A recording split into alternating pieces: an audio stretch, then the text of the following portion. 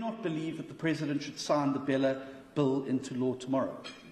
Among other issues, we believe the bill compromises the rights of children to mother tongue education, and that's why I met the President on BELA yesterday, and I really hope that we can find a common way forward. But if the President does go ahead tomorrow and sign the BELA bill, we will have to consider all of our options on the way forward.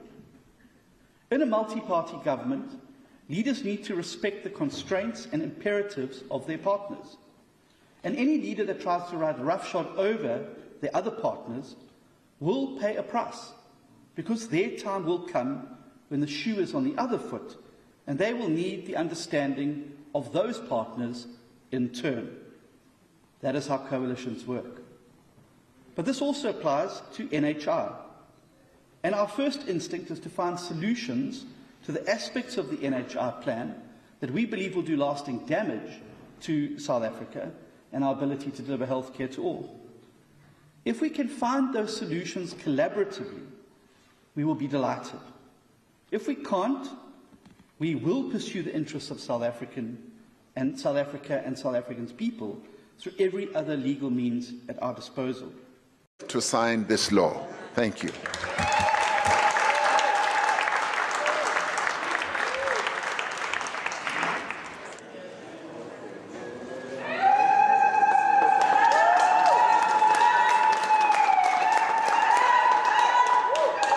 A round of applause, please. Thank you.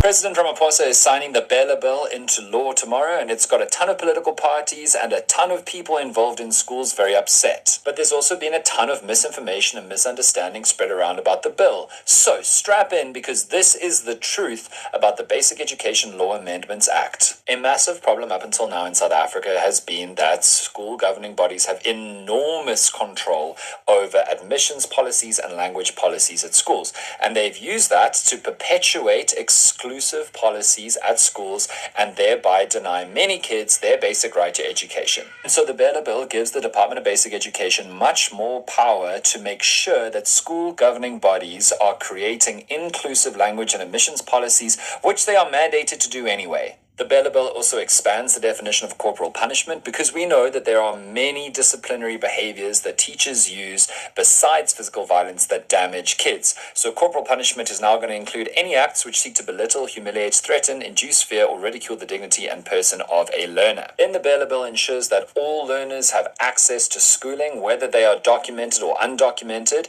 because our Constitution is very clear that the right to basic education extends to all human beings, whether they are documented or not. And then the BELA bill says that compulsory schooling starts from grade R now, to make sure that kids are getting the teaching that they need from a very young age, and that the right to basic education extends to grade 12, which allows us to make sure or force the government to provide for education opportunities for learners all the way until matric. And then the BELA bill also is increasing the penalties on parents who don't ensure that their kids are going to school, which I don't think is great, because I don't think threatening parents with jail time is going to be an effective way of making sure that they get their kids to attend school. I actually think it'll be counterproductive. There are some criticisms of the BELA bill. The first one is that this basically amounts to school capture, because it gives the Department of Basic Education too much power over our schools.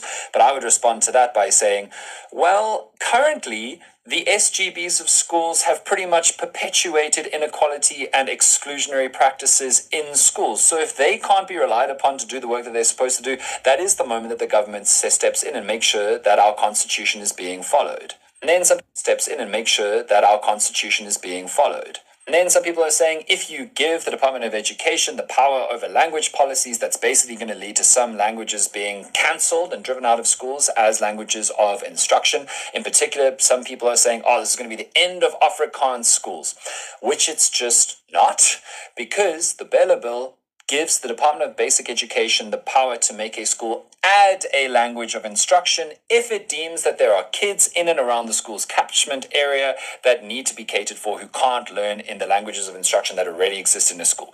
So if there's an Afrikaans school or any language school, the BELA bill gives the department the power to say, also teach in this language. Don't replace, don't cancel the language you're teaching in, but also teaching this language too. And then there's just a bunch of wild nonsense, pure fake news that has been spread around about the bill that we should just deal with. The first one is that somehow people have been led to believe that the BELA bill is going to give teachers and schools the power and authority to intervene in learners' pregnancies and even make them get abortions. Newsflash, that is absolutely not true. Secondly, there's this nonsense that the BELA bill will strip all power from school governing bodies and centralize it with the Department of Basic Education. That's absolutely not true. The truth is that SGBs will maintain authority over language and admissions policies subject to the head of department approval, aligned with the Constitution, which is a non-arbitrary process. It's essentially, are you following the Constitution or not? Because that's the bare minimum requirement of an SGB. Next misinformation is that the government will now be able to control the curriculum within schools. The actual truth is that the curriculum is regulated by the National Curriculum and Policy Statement, CAPS, and any changes to the national curriculum would have to be done through an amendment to CAPS, which has got nothing to do with the BELA bill. There's this fiction that comprehensive sexuality education will be introduced into school curriculums and taught to students from a young age. But the truth is that CSE is not included in the BELA bill, and the bill contains no provisions or relevance to it. And finally, there's this belief that the BELA bill will take away parents' right to control their child's education and enforce curriculum on parents who opt to homeschool their children, which is not true. What the BELA bill is doing is bringing regulation to the homeschooling sector, that has largely been unregulated up until this point. The BELA bill is just going to make sure that homeschooled kids are getting appropriate and effective education, because if you've met some homeschooled kids, some of them have been taught some fruity nonsense by parents who frankly are not good teachers and don't have a brilliant grip on reality. And so the BELA bill just is going to make sure that even those kids are getting their rights to a decent, appropriate basic education satisfied and provided even as they're being homeschooled. So, now you know. Hey guys, Dumelan, welcome back to Everything Entertainment. Guys, please don't forget to comment, like, and subscribe to my videos. I will really appreciate it. Now, today we're going to be speaking about BELA bill, child. BELA bill. The president has signed a BELA bill. Child, where are we heading as South Africans? But anyway, guys, so in BELA bill, guys, first thing that I'm gonna say about BELA bill is they say that they allowing undocumented immigrants to study in South Africa, basically. Like, this explained why the amount of illegal immigrants are coming in South Africa. They are literally given a free education in South Africa. Guys, you will never ever hear in other countries they be like, you are allowed to study in our country even if you don't have documents. You can come and study. But in South Africa, it's happening. It's happening. They are allowing foreign nationals that are illegal in South Africa to study. At least if they would have said like, if you're a South African citizen and you don't have documents, because of some people, they take their, what do you call this? They take their identities. Some kids don't have birth certificates and their mothers are unable to make them birth certificates because they don't have IDs. They should have said it like that if you're South African, but they said, guys, this is so crazy. This is actually so crazy because us as South Africans, we will be so surprised about the amount of illegal immigrants that are come here. It's because of all the nice things that they are receiving in South Africa. Imagine free education and you're illegal. Free education, your kids gonna study freely. Soon NSFAS they will say NSFAS, people can register for NSFAS even if they're illegal. Our kids, guys, they're gonna be filled up with illegal immigrants in the classrooms.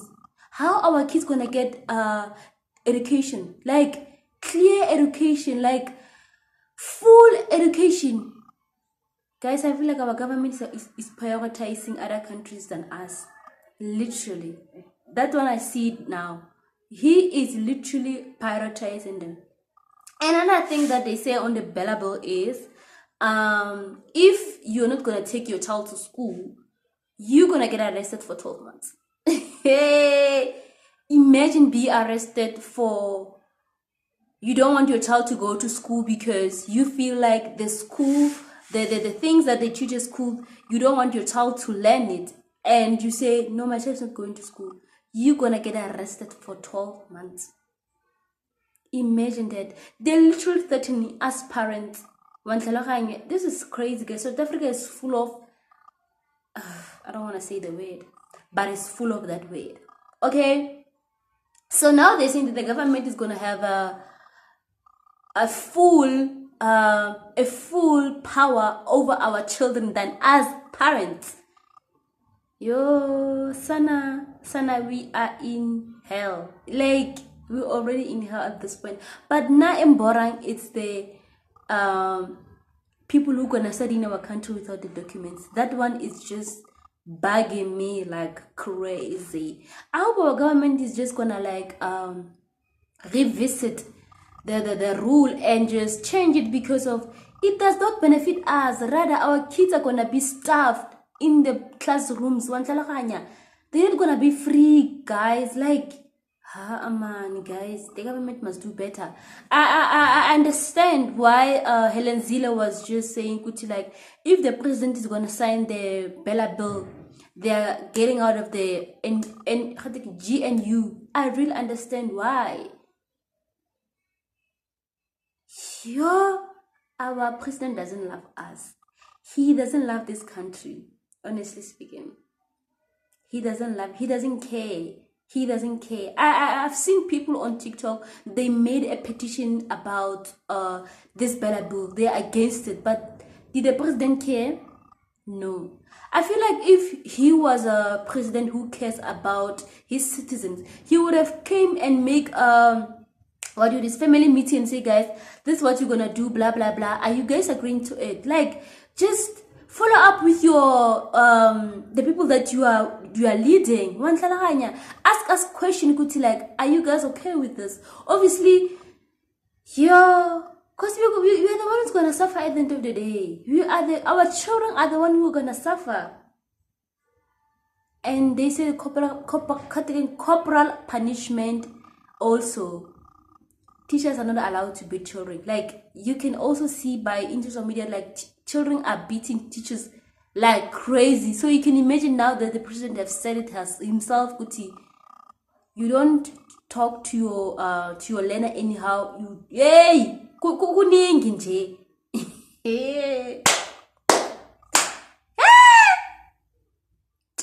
Guys, please comment, like, and subscribe. Tell me what you guys think about the situation. Do you think the president did well for signing the BELA bill? Or do you think the president is just putting us under the bus, our children under the bus? Bye, guys.